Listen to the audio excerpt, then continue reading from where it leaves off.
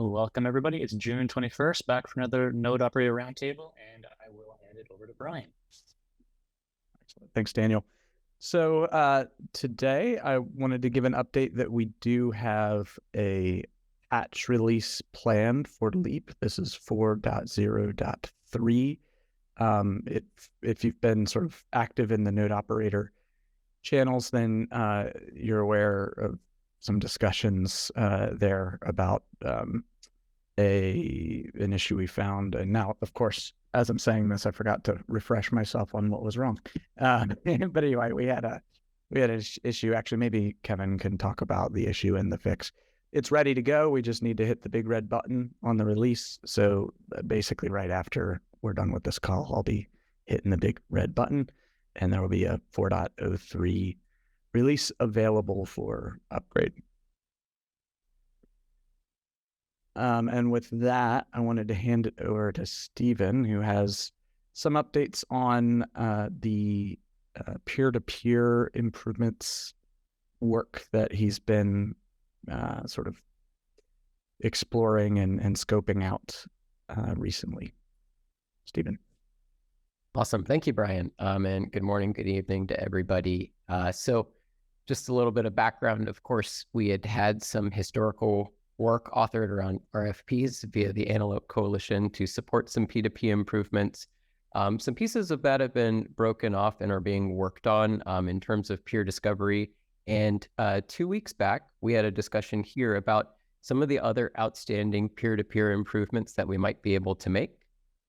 Since that time, you can see linked in the Zoom chat an initiative that we've started to outline where we've really started to discuss and distill some of the problems. And my goal for today was just to walk through the opportunities that we had identified in terms of what the user needs are, that being you guys, what you guys need, and then kind of walking through what our plan of attack is for now. There's a couple of things that we may not yet prioritize as things that we tackle until we have a little bit more discovery, working through some of the higher priority items that we've identified thus far. And one thing that I'll say about that is that a lot of the theme of how we're trying to unpack this is, of course, introducing more like visibility or observability into what we believe is important, starting with logging. And then after that, of course, starting to wrap material ways by which we can actually manage any of the things such as peer behavior or how much bandwidth we may be affording to our peers, et cetera, et cetera. So without any further ado, I'll start sharing my screen. I'll briefly walk through the doc. I promise I'm not just going to read it line for line, but there are a couple of headlines that are worth talking about. And then I did have a couple of clarifying questions that I was interested in digging into with this group. Daniel, if you have a moment, could you give me screen sharing access?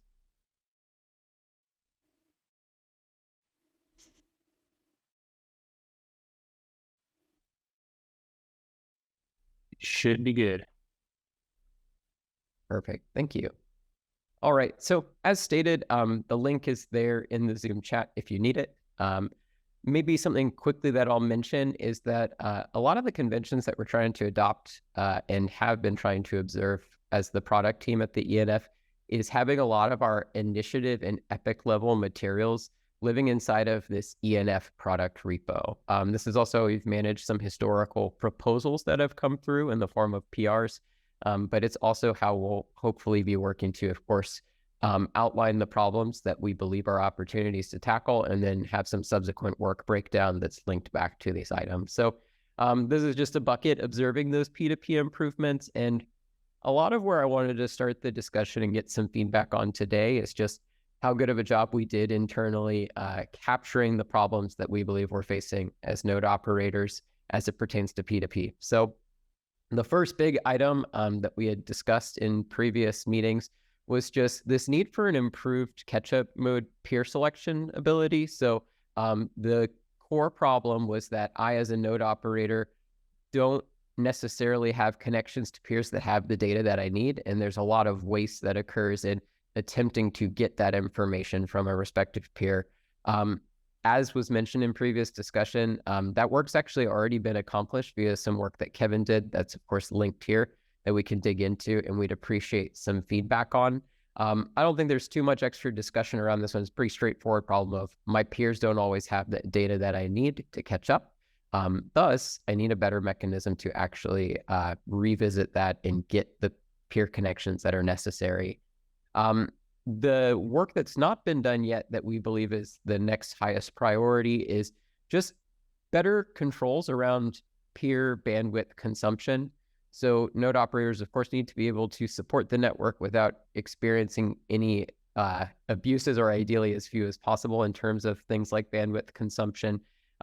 Right now, there's not really any clear visibility into peer bandwidth consumption. And of course, there's no controls in which we could limit or even cycle through how peers may be managed when they're actually using any of the information that you may have to catch up.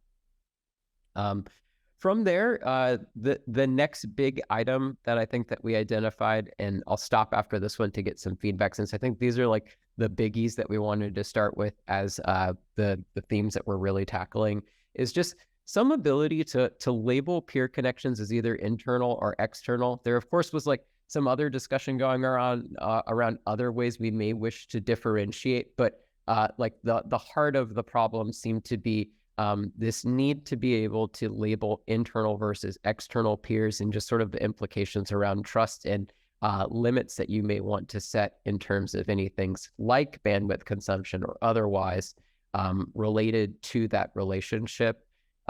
There was also some discussion about maybe some other ways we may want to tag or label things that we are interested in exploring, but this is really where things started. And then, of course, something else that we discussed related to this topic was just that there are some concerns around how we might be able to actually identify and group peers based on the fact that they may be coming through a load balancer, and that may be challenging for us to detect. So those were kind of the big three that we talked about, and then I can get into some of like the lower echelons hereafter. But any feedback on any of those three topics, or any bits around how I discussed it that missed any of the parts that were important to you guys today?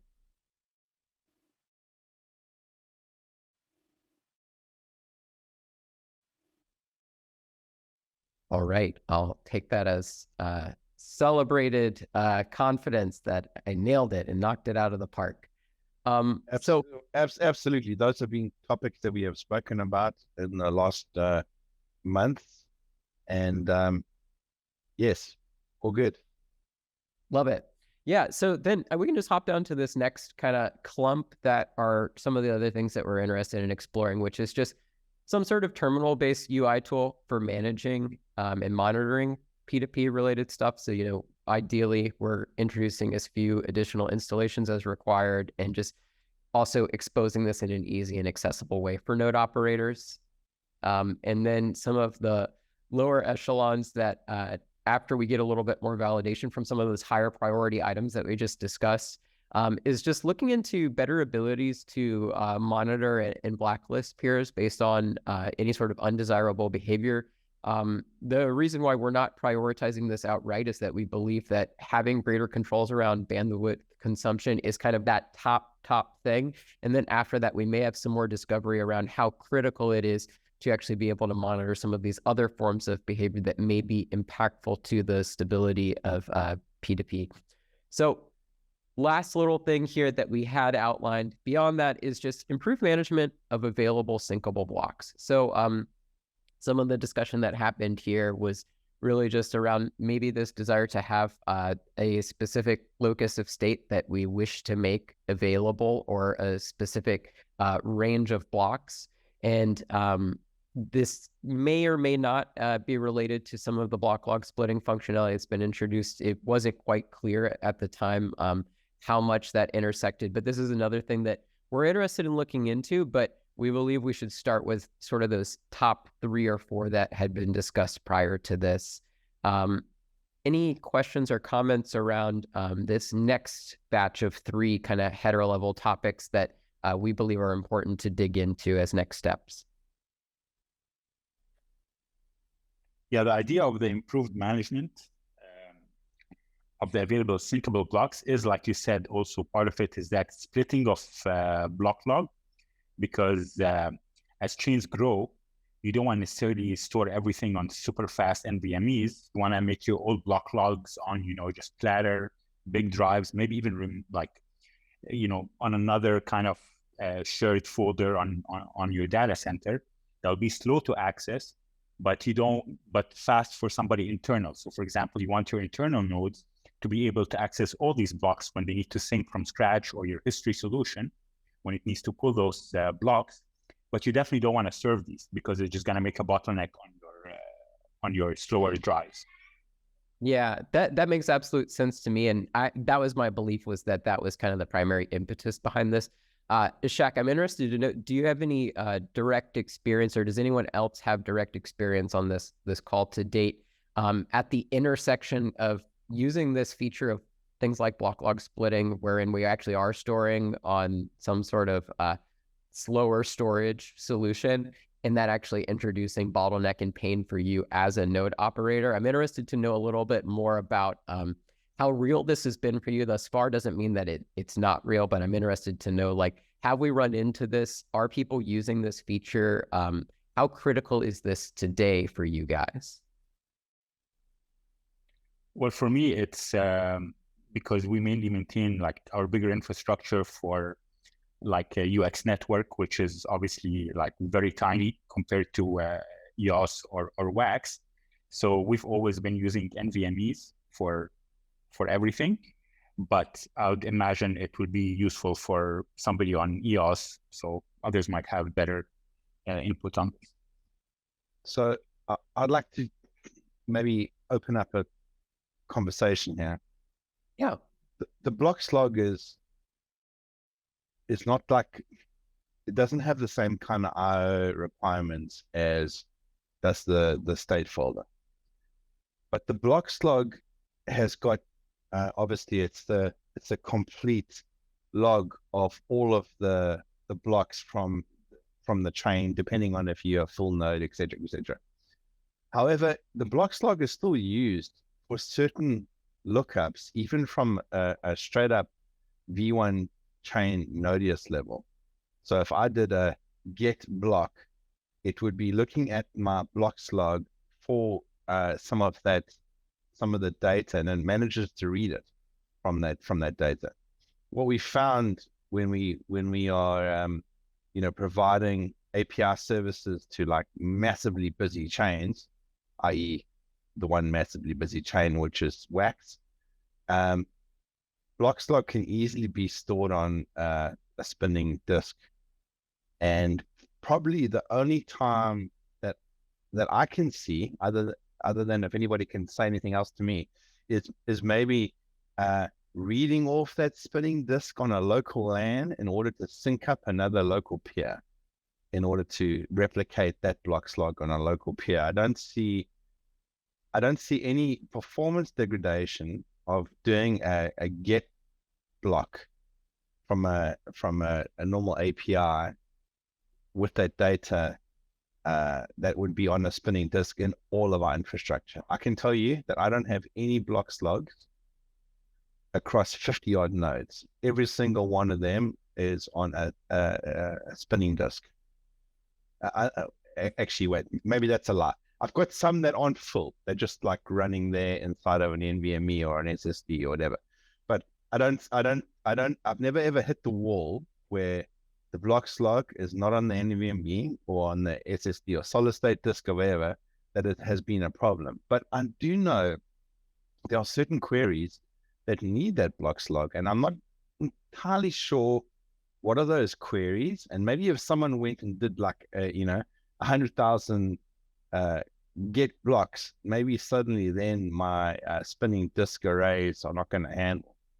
I can tell you what doesn't handle, like the state folder with the real-time memory mapping, that can't handle on a really, really high performance chain. That can't handle on a spinning disk. That's all I can say. So it's a bit of a conversation here I'm putting up, you know what I mean? I think outside this point that, yes, of course, if you have one node just reading it sequentially in a way, I don't think you're going to have much effect. But if you have a bunch of peers trying to get blocks out of different parts of the block log at the same time, I think you might run into that issue. That being probably, said, there's the additional bigger issue, I think, of bandwidth, where somebody might be, for whatever reason, just syncing all the blocks all from you, and you might, for whatever reason, you might not want to have somebody sync from block one. You want to only have that for your own nodes because your bandwidth is not going to handle, like many people thinking from Genesis. So it's more really just control on other people being able to use that resource of yours, whether it's CPU, from a whether sync, it's bandwidth. So you're talking more from a sync side of things, like syncing peer sync. Or just running get block, like for some stuff you do run like get block against a local node. Like, Obviously, it doesn't happen that often. The get block, not as much as, it obviously happens, but not as much as get transaction or whatever else. Any. Sure, but that's a history solution. Like It more depends on whatever day I get smashed down by whatever bot. But get block, though, I don't think I've ever hit the wall with the spinning disk. I mean, the wall is definitely there. I just don't think I've hit it. I'll agree with that. I mean, I've loaded up, I'll even say multiple chains, block logs. I mean, I tend to keep wax separate just because it is a little above and beyond. But even like EOS and stuff, it coexists on a spinning disk. New, I mean, not like a 2 terabyte or 2 gig or something. One of the things talking about the limitations, Shaq was talking about the ability to limit your usage. In that conversation was part of it plays into if the syncing node will periodically check and go to a couple of different ones.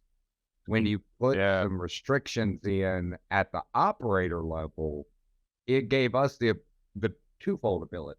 One, us to limit at a certain level of, how much you can rip off of us before we say, nah, you should probably take a break. And that then piggybacking off of the node's natural tendency to be like, that's cool. You're either down or I've reached some limit that you specified. I'll go ahead and move to the next one versus trying to have the syncing node, systematically don't piss them off, only sync this much from them. Sync until they tell me not to, but then kind of systematically roll through to help address this. Man, you only really need 1 or 2 peers to sync effectively, but then if one of them goes down, or if you're Ross and just get ripped on for, a gigabit nonstop. And it is. You can tell when somebody syncs a big node because you'll see it just skyrocket for 30 minutes, just ripping every block that it can. But then it moves away, though. It never stays there. So, like, that's what, once they get caught up, it tends to be, No, but I don't think that anybody came onto our infrastructure and pulled an entire block log. I think it was like... I have. I mean, an entire block log, maybe not, because they made it through the first, day of syncing wax. Or they made it to April of 2021, and then all hell broke loose, and they can't... So that's my point. I've really seen people rip from not so much wax, because it's just next level. Yeah. But definitely a lot of our other chains, really because they don't know any different. A lot of the instructions say, grab the Genesis, sync, here's the list of the BP. Yeah, good luck. And they let it. Shaq's got a point, though, right? So if everybody happened to be ripping on your one node, if it was, in fact, all on spinning disks, it would be bad. Like, the disks wouldn't be able to provide decent enough syncing. I don't know if I'll agree with that. I've got wax public peer-to-peer block logs sitting on a 16 terabyte spinning disk, and I mean they're getting ripped for. No.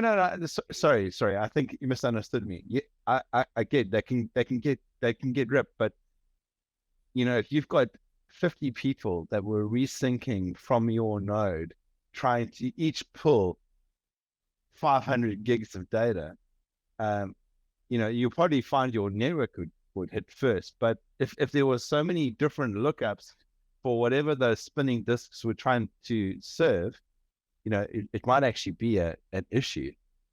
It could potentially, especially an issue if you're running you do like a promise all, and you run like 800 requests at once for example, I reached a limit where even on NVMe, I tried to, through like one of our databases, we tried to basically compute the incremental Merkle tree at each block height.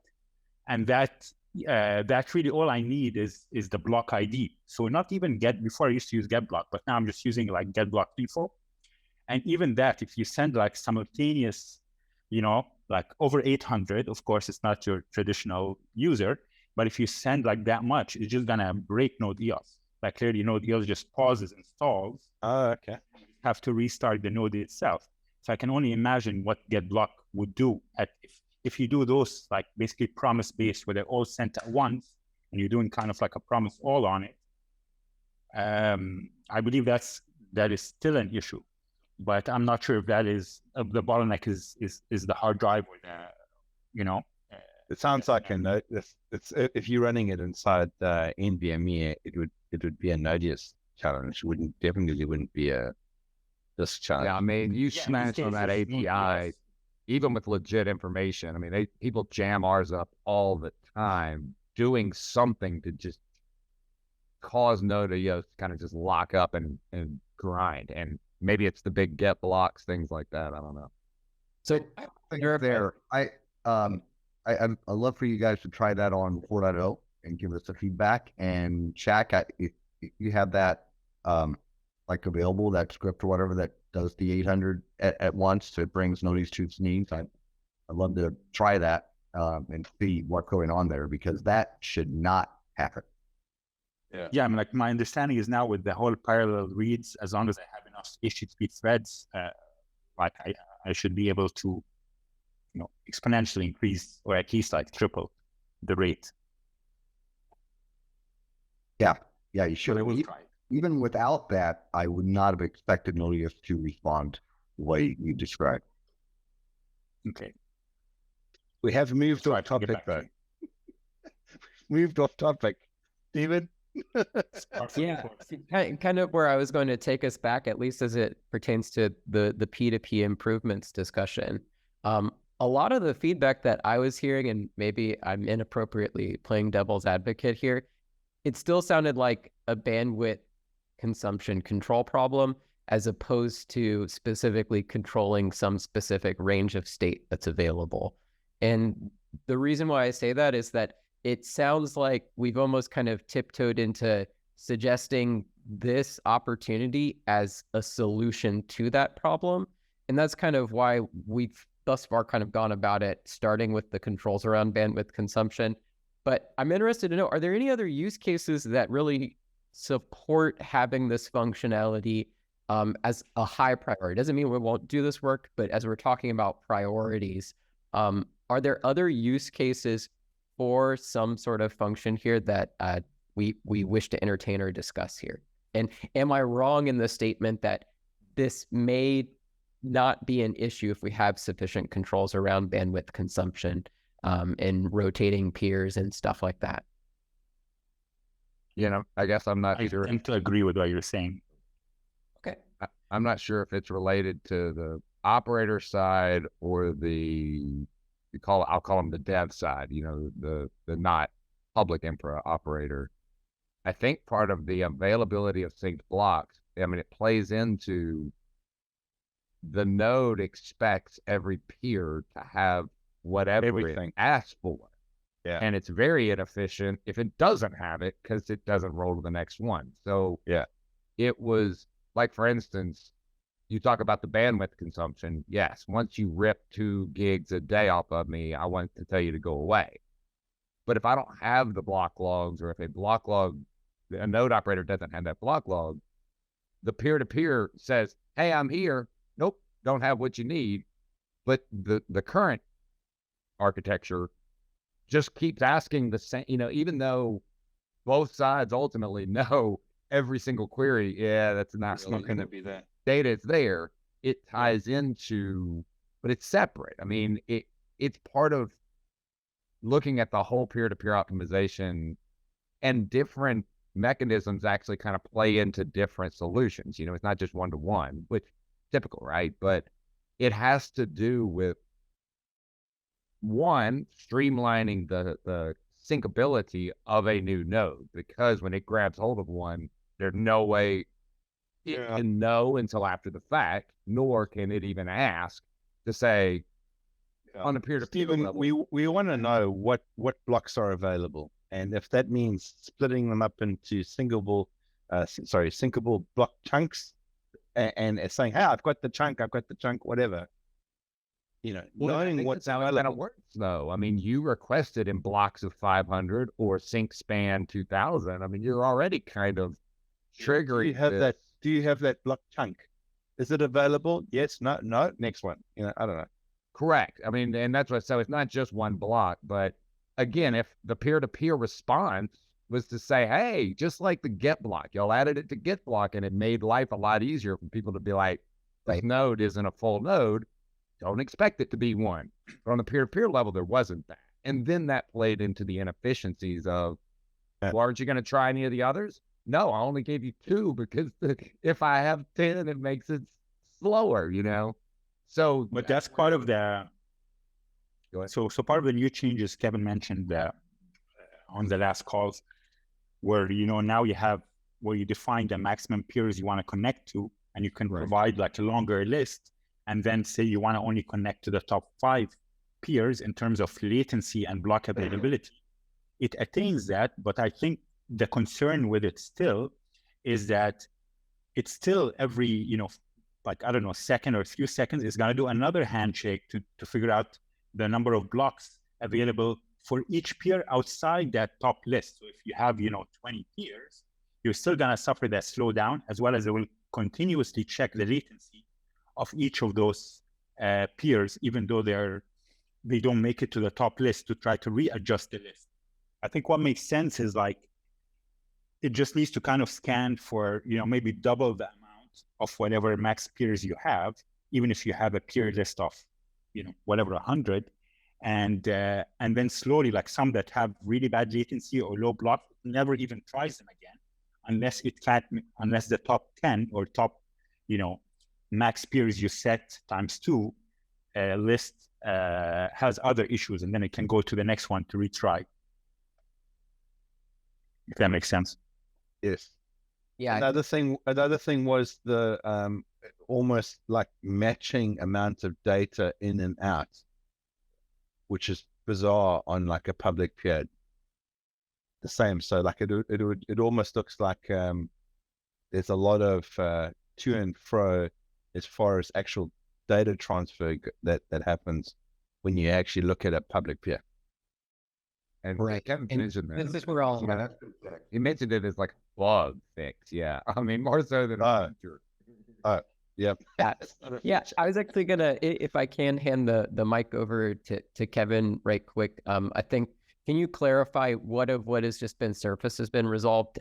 Because I know that like the shared amount of data being passed back and forth is something that's fixed. I know that we do have some fixes in place to rotate through. What I was less certain of, I'm just pleading ignorance here, is when it comes to specifically requesting a specific block versus a range of blocks, is that also observed in the change that you've made thus far, Kevin, or is that a net new request as an enhancement? As I lose Kevin. Sorry, my dogs are going nuts. I heard most of that, I think. So what's in 4.0 is a fix to the echo back of the block. So now that fix has not been backported because the fix was part of a larger change of better tracking of blocks and optimization of the internals of block tracking within Node. So it's an optimization that turned out to be even better of an optimization than I thought, because it fixes echo back. The echo back, I believe, even in the 3.0 times, is more of a race condition, in that, like, you won't always get an echo back, but in practice, maybe you always do, since you guys were seeing it there. So, that's been fixed in 4.0. If you're still observing that in 4.0, certainly let us know. I certainly, I was able to reproduce it and then see that wasn't the case in 4.0. But if you guys verify that, that'd be great. Included in the PR that's up here is the fact that, yes, you can configure a bunch of peers. Like, I just grabbed a giant list, threw it in my config.out, and I remain that. And then the default is the top 3 peers. Of course, change that. There's a new setting there. and then it'll just as it discovers latency on nodes, things can move into those top three. It doesn't actually do that discovery of latency all the time. There is a kind of a heartbeat every 10 seconds, I believe it is, that it'll do across the nodes. But even that it won't do if it's continuously receiving transactions or blocks from those nodes. So that's only if there's kind of some idle time. It's a heartbeat sort of thing. But on sync up, it should calculate latency and use that. It also there's a new protocol. Now, unfortunately, this does require a protocol change in the net plugin. And so when the net plugin is speaking to older peers, it won't know what its range is.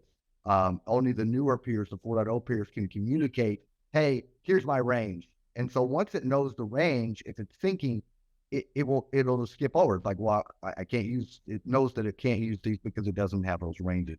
When it's communicating to 3.x peers that doesn't have that protocol feature that communicates what its range is, it will try once, and it should only try once, of saying, hey, I need this data, and it'll say, sorry, I don't have that data, and then that should get out of that range of default 3, assuming there's at least 3 4.0 peers that it can find that have that information. If not, it will degrade back to kind of 3.0, 3.x behavior of like, well, I'll just have to keep trying these peers until I find somebody that will answer me.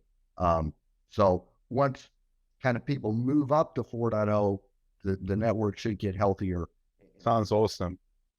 So Kevin, I just want to say something. This resolves what I said as well. Yeah, the issues I foresaw. So I just want to say something. We can test on test nets all we want, but the most busy chain is absolutely Wax. And where we are at the moment is I've been running 4 on the Wax testnet. Yeah, whatever. It doesn't actually get a real trial by fire unless I put it on one of the public APIs. And those things are doing 40 to 50 million requests a day. It's insane, that side. I've got 200 peers across multiple nodes. Each one's got 200 peers. The reason why I'm still running 3 is that we seem to have an issue with 4. So 4.0.1 had that, 4 had a bug. 4.0.1 was the fix. Then 4.0.2 came out. 4.0.2 has just got a little bug. I really want to test all this awesomeness. And I'm kind of just being held back by these little, and I know that small little stumbling blocks. So I just want to know, like, when's it going to happen so I can just get it going there. Yeah, the 4.0.2, which, was kind of mentioned at the beginning of the call, and we didn't actually address that. So the 4.0.2 bug seems to be, at least in my testing, not applicable to Ubuntu 20. It seems to be applicable to other types of containers or hardware that were in play. So at least on Ubuntu 20, I was not able to reproduce the issue there. The issue there being, I don't think we even mentioned what the issue was. The issue was that it would disconnect when it inappropriately. So it was an internal time calculation. So on some hardware, apparently the time resolution is not in nanoseconds, which on Ubuntu and other testing environments, it is nanosecond clock tick time. Apparently in some environments, that's not the case. It must be like microsecond clock tick time, in which case that threw off a calculation we put in terms of calculating when we need to give up on a peer. So eventually, Nodius will say, hey, this connection is idle. I need to close it and reestablish the connection because I may be in some sort of coma. And so Michael again. I recognized those terms he was using, and I was like, oh, yes, I recognize. Yeah, so 15 that one.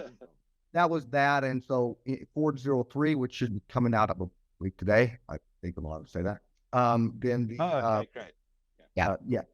So then the that calculation has been fixed on every hardware. It doesn't really matter what your clock tick resolution is at this point once that fix goes in. But again, they seem to only be on certain hardware and certain situations that actually exhibited itself.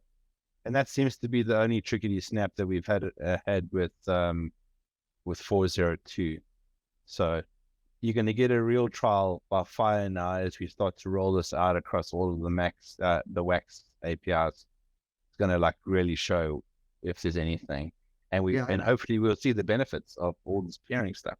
Yeah, again, would love to see that feedback on, like, particularly API node, that you give it some of those read-only threads and that kind of stuff, you know, configure that around what you expect and what you can handle. I mean, that would be very cool to get feedback there. I will say, like, if you're not running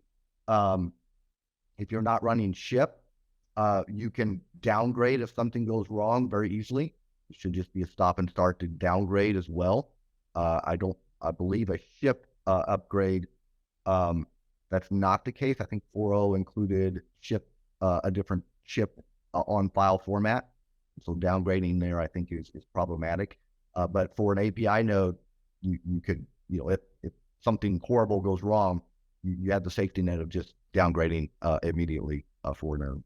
My biggest issues is everything's still on 18, and now this is forcing the 20 upgrade. So it rolling me both, man. And that's why I've got it across both.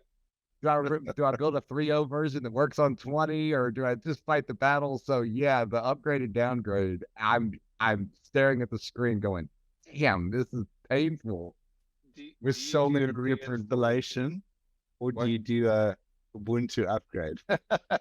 I don't know. I'm playing with all the different options now. That's why I did some fresh loads of 20, and works beautifully. I got some 4.0 nodes running, but yeah, now I've got these nodes and here's the kicker, is that there's so many chains that are still running 2 or even 3 that, custom builds that now I can't get those, or got to fight to get those working on a Ubuntu 20. And now I got these new Fio wants to run an 18. Yeah. So like I say, damn. Oh, right. Is that your only 2.0 node left? That's kind of EOSIO analog sisters change? Is it For us, I was just looking at it. I mean, we've got 4 custom binaries. I think 3 of them are older. WAX, obviously. Ultra, UX, and Bio. Those 3. Ultra hasn't upgraded to the Antelope protocol? Their custom build, I think it's still 209, but they are, I think, investigating it. But yeah, they haven't rolled a new. Yeah, as far as I know, they're planning to upgrade to Antelope. I don't think they've done so yet. They're aware and interested. All of them, I think, are aware and interested. But when you hack up your binaries, that's what now it takes a whole. And of course, now there's just 2. And they 3 hit, and now 4's here. So it's like, this will be interesting. But they're going to roll 3, and then we're going to be right behind on 4 again. The lead dev team is too fast for these other chains now. I don't disagree. Every 6 but this is a good problem. Like, don't slow down. It is a good point. And it only gets exacerbated. It only really gets exacerbated whenever we did this version. It was bastardized on 18 for so long. And now we're pushing it off the cliff, and it's like, damn, any of those, I'm gonna have to double my nodes for a little while just to try to have enough to all this innovation, Kevin. Test You gotta slow the team down, Kevin. What the hell? So anyway, but yeah, I mean, so I think that was the question you were asking. I mean, there are 4 custom binaries, at least that we run. I'm sure there may be some others, and 3 of which are still in 2, looking at rolling 3, and of course WAX. Yeah, Michael. For just so you're happy, for UX Network, we have a kind of a private testnet with our system contracts, all our task changes running for 4.0.2. And now, of course, we'll upgrade 4.0.3. And once everything is fully tested, we will migrate the public testnet that we have, that you're part of, to the new binary, and then move on to the mainnet with all the activated features that are available on EOS mainnet, including action return value and so on. And just to let you know, just a comment you made about whether you need to build your own version 3 for 20 to upgrade to downgrade. Version 3 of Leap is available as binaries for 20 as well. correct. I mean, the point is you go through and do that, or because it's just a fail-safe. But point is that's where you talk about, oh yeah, the block logs are compatible. It's everything else, ironically, that's not. It's my CLang versions. It's my build environments. I know. I hear you, bro. Did that answer your question, Kevin? Stephen? I think all our containers are on Debian 11, which apparently has weird time calculation problems. So you're the reason, right? Yes, I'm the reason. Yeah. Michael, you're losing your title of breaking everything. You know why? I've got so much that uses it. I've still got 3.1.0 nodes. You know why? Because shit's working. So I built a few new nodes to test and play out, but that's why I haven't really rolled it heavy, is because, it's so painful. I can corrupt my entire ship log? Whoa. Why don't you propose a memory limit, Mark? If it gets to 83%, make sure that the node shuts down. Why don't you do something like that? Gracefully. Gracefully is the key word there. I'm telling you, hey, I got what I'm about to have to unscrew. I bet you I will show you guys some weird jacked up block logs. If it doesn't shut down right, it gets in a weird state. But anyway, I digress. Sorry. Whoever thought that the phrase "I'm the problem, it's me" would just be so relatable and pervasive. That's been our motto for 5 years in EOS, man. So this has all been helpful feedback. I'm going to steer us back to P2P land. But one action item I'd love to request, it was sort of suggested it may happen already, but Ross, if you wouldn't mind bringing the feedback of your experience once you do upgrade to 4.0 for any nodes related to Wax, that would be super valuable for a conversation here. And that's really how we can make further enhancements to the improvements that we've already attempted to address. So feel free to bring any of that feedback back. If you're willing to commit to that as an action item, I'd greatly value it. Oh, absolutely. No problem. I'll totally do that. As soon as the 4.3 is out and we get it, put it into Wax notation, I'll run it out on our public front nodes, and I'll actually bring some information back from it. No problem. Awesome. And I'm going to hold you to it. I'm going to hit publish literally right now on the 4.0. Yeah. Well, what I'll do is I'll also be biased towards action, and I'll ask that maybe we shoot to talk about it, maybe not next week, but the week after at the latest. I think a week turnaround's not very fair, but maybe 2 weeks feels good. That might be my request. And then where I'll steer us from here is I did have a couple of open questions before we talk about the work that we're planning to do, because we actually are going to do something about this, believe it or not. So we already talked about the use cases for management of available syncable block ranges. So I don't really think we need to discuss that too much. One question that we just had anecdotally, and I may keep it short for the conversation here since we're short on time, but we're just interested to know whether there'd been much consideration of throttling as an option of bandwidth management. I think that a lot of the discussion has been sort of this binary of either you're allowing people to sync or you're not, but there's not been a lot of historical discussion around using throttling as a strategy. Kevin, I don't know if there's any other color you'd like to add to this question since it's part of our conversation earlier. Yeah. So the idea here being, of course, we can do some throttling at the protocol level in terms of if there's a lot of bandwidth issues, the first thing, of course, we could stop doing is traversing transactions, or maybe all transactions. And then, still an issue. Well, the other kind of corner case there is syncing, right? And so the idea is that if someone's syncing from you, you could slow down the number of blocks you're giving them over time, to just as quickly as you can. When someone's syncing from you, then you could throttle that by a block every whatever half second. I mean, that would be crazy, but whatever, you could slow that down.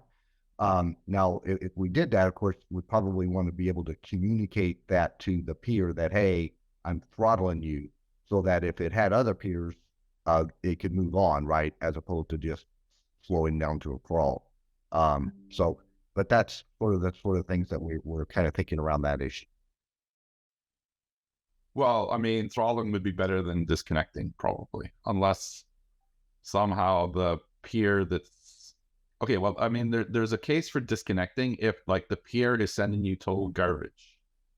Here's a block. This is like unlinkable blocks. This is not a correctly formatted block. This is, in that case, like this peer is like trying to break my node, right? So there's a case there for, well, just kick them off and put them on a list that they're not allowed to connect again, right? But, I think from a normal peer-to-peer syncing, like Michael was outlining earlier, well, they already downloaded 2 terabytes of stuff, so slow down, I think that's a reasonable request. And I think I see that in other well, if you look at something like BitTorrent, the more you share or make available, the more you can download, kind of thing, right? So if you just suck everything and you're not sharing anything, well, I'm likely to give you less, which is always a problem from, the initial sync. I don't have anything. I need to connect to somebody. Please help, but I can't share anything. And then, well, you're not being sharing, so I'll kick you out, right? So anyway, you got to worry about that. But otherwise, yeah, some protocol that limits the abuse would be good. I think Kevin mentioned it before, but if somebody has a really high sync fetch span, I think whatever, 15,000 to 100,000, can you, on the node operator side, if you set your own like sync max, does that override what the client is requesting? There is no such setting, but we, as part of this work, we've already spec'd out adding that setting. Right. Got it. Thanks. But has anybody ever actually had that problem before? I have not. I cannot say that I have experienced that problem where my nodes are overloaded because it's too busy sending stuff. I've had nodes overloaded because I got too many peers. And well, yeah, I just keep adding more nodes, I guess, right? Well, I'm not so sure. It's my issues that were with my peer nodes were directly related to the number of peers. In my opinion, there's jitter or malintent. I don't know what the hell it is, but sometimes I think that when there's, from my feeling on this, is that when there's so many peers, it's almost like there's excess processing on sending data to those peers. And if there are less peers, even though the bandwidth doesn't change, so like, sorry, I'm putting this against the bandwidth. So like, let's say I'm using 100 meg, and if I load the peers, it might still be like, 80 meg, whatever, but the node seems to use less CPU. It seems to operate a little bit better, So I'm not sure if it's a bandwidth thing, a number of peer thing, or a number of peers thing, or like a CPU thing. I'm not quite sure. All I know is you lower that when you go and set your threshold lower, suddenly your node starts working better. And you can pick this up on a test net, right? Where you got everything running on the same node, block producer, API, peer, whatever. And you lower the amount of peers that you can have, suddenly it just seems to work a lot better. So, and then when you go look at the network bandwidth and the match, like the in and out is the same. It's like, what's actually going on here? Yeah, but that's not the world anymore. Remember, like we need to test against what the yes.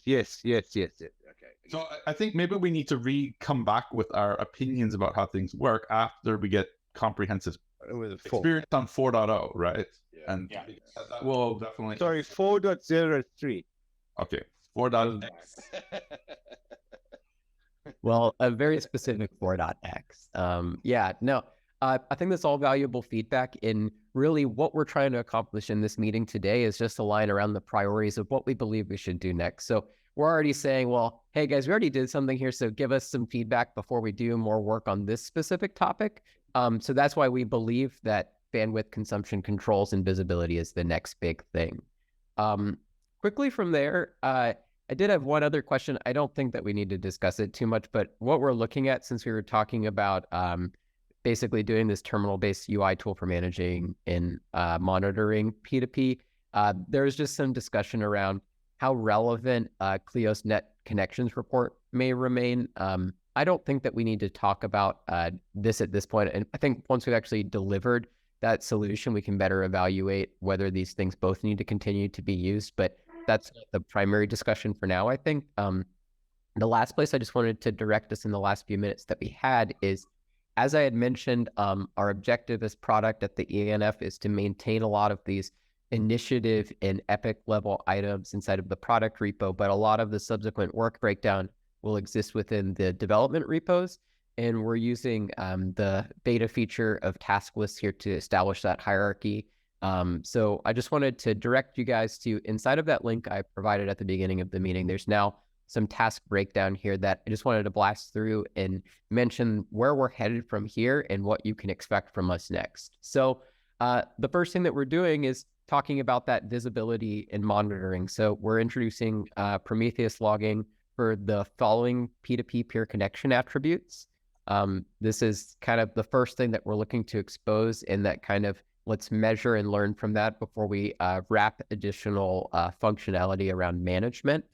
And then moving on from there, we believe that the next thing that may introduce a lot of value is just allowing the use of multiple ports for P2P. We believe that this may be a way to solve for helping with that labeling or grouping mechanism for internal versus external, in that it can help overcome, we believe, the issue related to things coming in via a load balancer, and that we could utilize those multiple ports for that stratification outright. And that could just kind of enable us to overcome that problem. Moving on from there, we're looking to just introduce more constraints around how we can manage peer bandwidth consumption, as well as that internal versus external labeling mechanism. We'll also be looking into whether there's any sort of additional tagging outside of that that may set us up for additional success in some other ways. Only other things I'll mention is that there's just a couple of like nickel and dime things here that are less specific to the overarching theme, but are just some material issues that have come up that we want to resolve. So we had discussed briefly on this call needing to set the server limit for this specific item, since it's only managed via the client right now. And then also there's just a recent issue that came up related to P2P that would improve quality of life to simply just, stop syncing blocks while snapshot is in progress. So this is what we've outlined thus far. And again, once we learn a little bit more from your feedback on 4.0.3, as well as the learnings that we have via some of this logging around peer health, we'll look to actually do some more work from here. But that's where we're at. Any questions about what's outlined here, or things that feel are missing, things you guys want to know more about? I think Michael will like the multiple peer-to-peer ports thing, because that way you can have your internal nodes syncing with each other and not expose that to the public while you're in catch-up mode, right? And then the peer-to-peer external one, once catch-up mode is off, it would allow incoming connections. I don't know if that's how that's described, but I think that would fix Michael's situation. Oh, I get. And when you say peer-to-peer ports, P2P ports, you mean like Port 9876, right? So add that another. only, or are you also, are you putting like 127, versus 0.00, like who can access it? You know what I mean? Like, is it only the port number, or also the like the sub, the socket listening address? Yeah, there you go. 27001 versus 0000, right? It's not just the port. Or like, a local, like a LAN kind of IP that's only accessible to your local peers. So I guess we got IPv6 in there. It's already done as well. We probably should add that to this list here, but that's already complete. I didn't realize, Matthew, that what you were saying, or that feature would address when I don't know if it does or not. I was making a comment / implying that it should do that. Oh, well, I mean, I guess I got the impression that it kind of gave you almost like a trusted or untrusted. So one node can have a trusted peer-to-peer that your internal nodes use, and maybe it uses and doesn't enforce limits and whatever. Rip it, well, whatever you want if you know the right door to ask. But then the other one is more, you know, put in bandwidth limitations or connection limits or sync limits. But then you still need to handle that in your own firewall or system when you're allowing it to that port, because there's no built-in functionality to do that. Kevin, I guess that was intentional by design. I guess I understood that was by intentional by design. It gives one node the ability to at least expose a private port that you can use if you know it, or this default peer-to-peer, which would be restrictable, which ties into all the rest of the other stuff. Kevin, But yeah, how to route it properly.